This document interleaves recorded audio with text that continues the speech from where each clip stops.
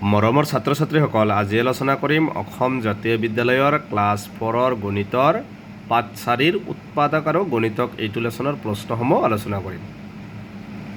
ক নম্বৰ অনুশীলনী 4 কত দিয়া আছে। 1 নম্বৰটো দিয়া আছে তলৰ প্ৰতিটো সংখ্যাৰ উৎপাদকবোৰ ওলোৱা। মানে আমি এই তলৰ যিকেইটা সংখ্যা দিয়া আছে এই আটাইৰে কি কৰিম, উৎপাদক উলিয়াম।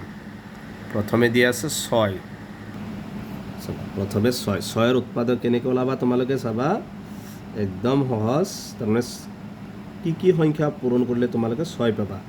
যেনেকৈ 1 6 গুণ 6, তাৰপিছত কিমান হ'ব 3 2 গুণ 6। আৰু কিবা সংখ্যা পূৰণ কৰিলে 6 পাবা না? আৰু কিবা সংখ্যা পূৰণ কৰিলে 6 নাপাওঁ। গতিকে লিখিবা এতেকে 6ৰ উৎপাদকবোৰ মই এটাত দিম, বাকীকেইটা একদম সহজ। উৎপাদকবোৰ কি হ'ব 1, তাৰপিছত কিমান হ'ব 6, তোমালোকে চিৰিয়েলত লিখিব পাৰিবা 3 2, এনেকৈ লিখিব পাৰিবা 1 2 3 6, বা এইকেইটা হৈছে 6ৰ উৎপাদক। তাৰপিছতটোত আছে 8। চাবা 8ৰ উৎপাদক হৈছে 1 পূৰণ 8, মানে কি সংখ্যা পূৰণ কৰিলে 8 পাব লাগিব। তাৰপিছত হ'ব 2 পূৰণ 4, মানে 2 4 গুণ 8। আৰু কিবা সংখ্যা পূৰণ কৰিলে 8 পাবা না? গতিকে এই দুটা সংখ্যা পূৰণ কৰিলে আমি কি পাম, 8 পাম। গতিকে 8ৰ উৎপাদক হৈছে 1 2 4 8। এইটো হৈছে ক নম্বৰটোৰ এনচাৰ। বাকী তোমালোকে তলত এইটোৰ নিচিনা লিখিবা।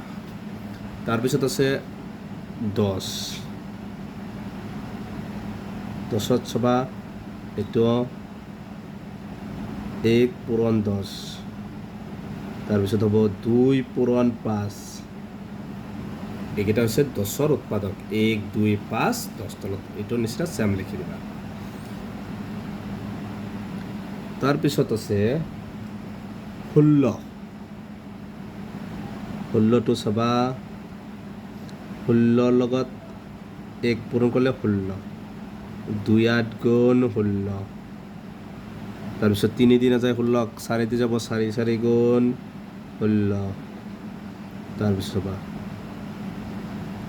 16ৰ উৎপাদক এইকেইটাই হ'ব, মানে 1 2 4 8 16। এইকেইটা হৈছে 16ৰ উৎপাদক।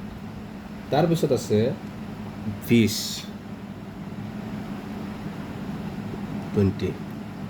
20ৰ উৎপাদক 1 পূৰণ 20, তাৰপিছত হ'ব 2 পূৰণ 10, 2 10 গুণ 20, তাৰপিছত হ'ব 4 পূৰণ 5।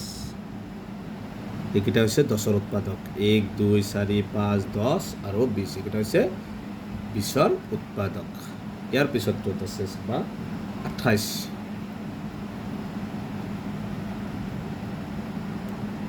28ত আছে চাবা 28টো 1 পূৰণ 28, তাৰপিছত হ'ব 2 পূৰণ 14, 2 14ৰ লগত পূৰণ কৰিলে কিমান হ'ব 28। তাৰপিছত 4 পূৰণ 7, 4 পূৰণ 7, আৰু তো 28 ঘৰত নাযায়। গতিকে এইকেইটা হৈছে 28ৰ উৎপাদক। তোমালোকে ধুনীয়াকৈ তলত লিখি দিবা যে 1 28 2 14 4 আৰু 7। তাৰপিছতটোত আছে 30।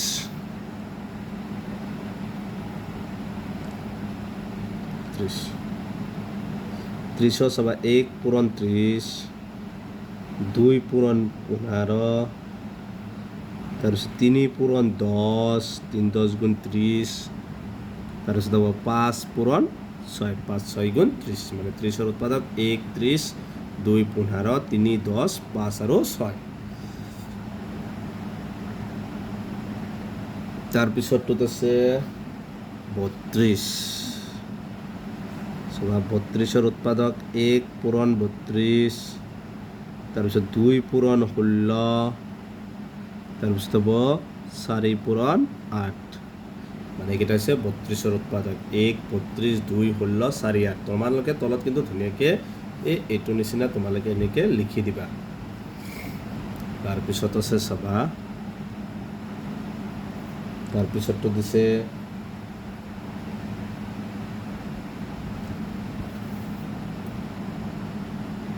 থৈ গৈছোঁ।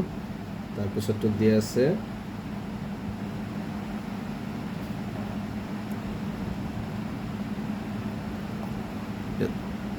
এইটো 6 হ'ব এইটো হৈছে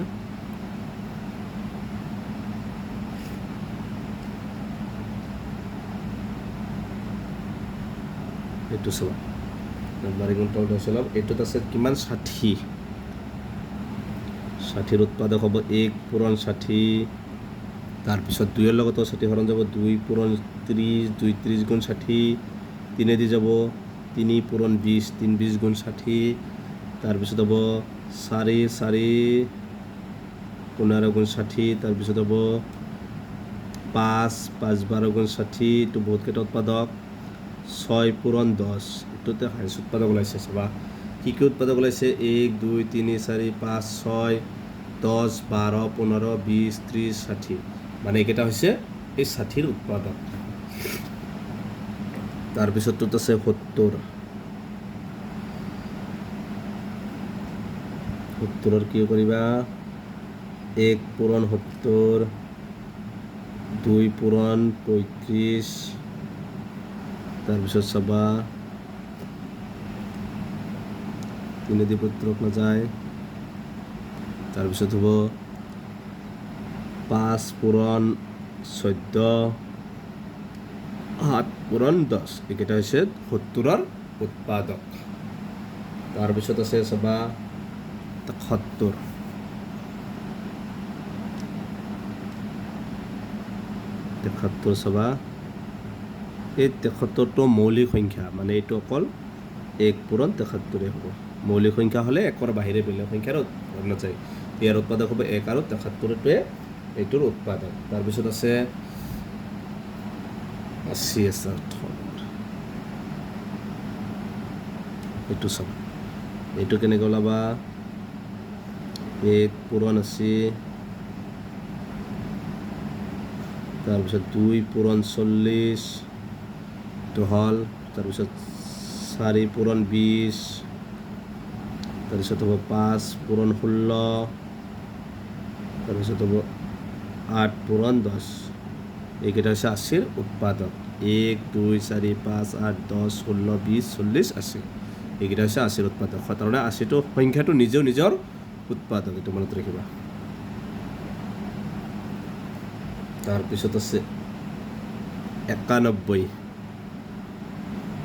91ৰ উৎপাদক চাবা 1 পূৰণ 91 তাৰপিছত 7 পূৰণ 13 7 গুণ 91 এইটো হৈছে 91ৰ উৎপাদক তাৰপিছত আছে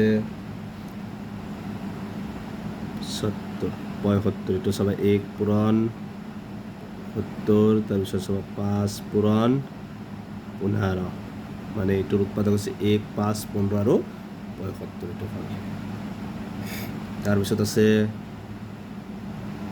35 এইটো চাবা এইটো মৌলিক সংখ্যা 1 পূৰণ কিমান হ'ব 30 এইটো হৈছে এইটোৰ উৎপাদক অকল 1 আৰু 37টো নিজেই নিজৰ উৎপাদক গতিকে এইকেইটাই আছিল অনুশীলনী 4ৰ কৰ 1ৰ প্ৰশ্নসমূহৰ সমাধান গতিকে আজিৰ ভিডিঅ'টো এইখিনি ইয়াৰ পিছৰ ভিডিঅ'ত 2ৰ পৰা আলোচনা কৰিম তোমালোকে ভিডিঅ'টো লাইক কৰিবা চেনেলটো ছাবস্ক্ৰাইব কৰিবা থেংক ইউ